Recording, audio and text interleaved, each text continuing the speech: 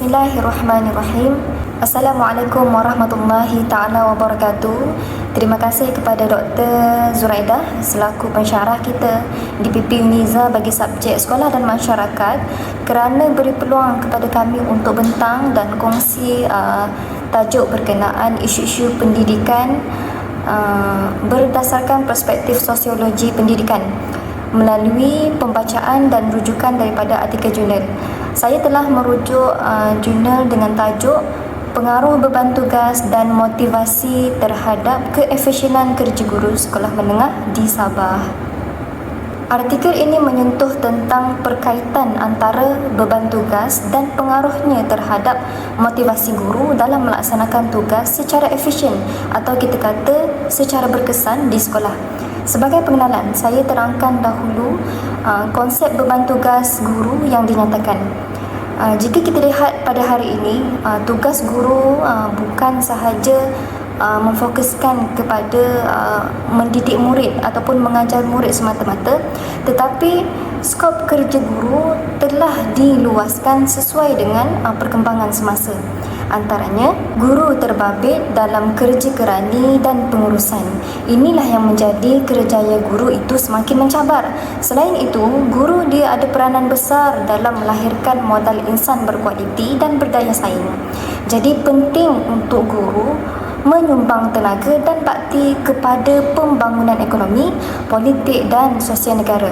Apa yang pasti, tugas guru ini dihimpit oleh pelbagai bebanan tugas yang bersifat sama ada bukan akademik, dan ini secara tidak langsung boleh memberi kepada tekanan yang tidak sepatutnya. Untuk kita lebih mudah faham, beban tugas guru kita boleh bahagi kepada dua kategori ataupun dua aspek. Pertama, dari segi akademik. Dari segi akademik, tugas guru itu adalah meliputi pengurusan pengajaran. Guru memang diperlukan untuk menyediakan bahan RPH dan mereka perlu melengkapkan BBM sebelum memulakan sesi PDP.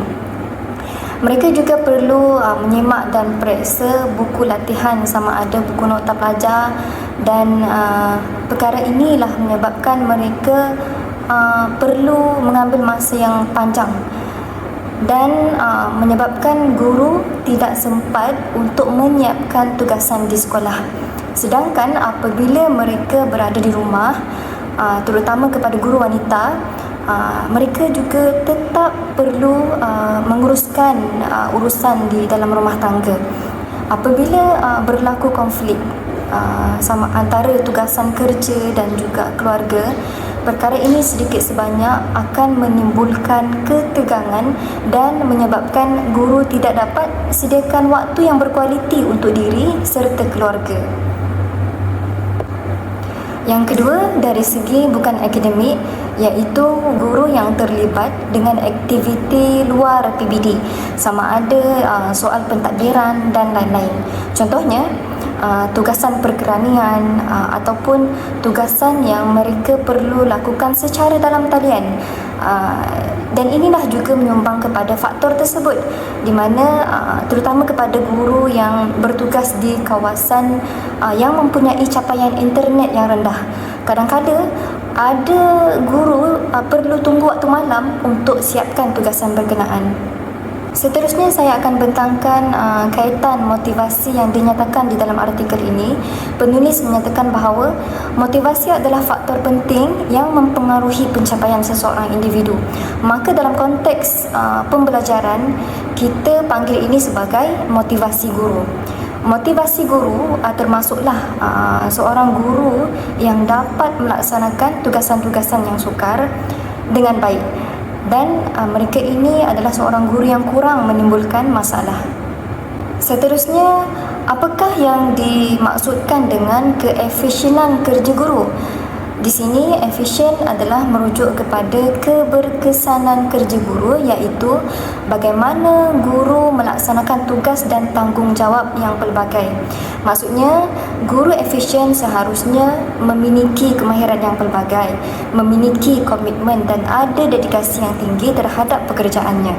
Dan efisien kerja guru kita boleh merujuk kepada 4 aspek, iaitu pertama, pemilihan kaedah terbaik, kedua, kerjasama, ketiga, pembahagian tugas yang adil, dan keempat adalah insentif atau kita kata sesuai gaji ataupun imbuhan itu sesuai dengan tugas yang dilakukan oleh guru.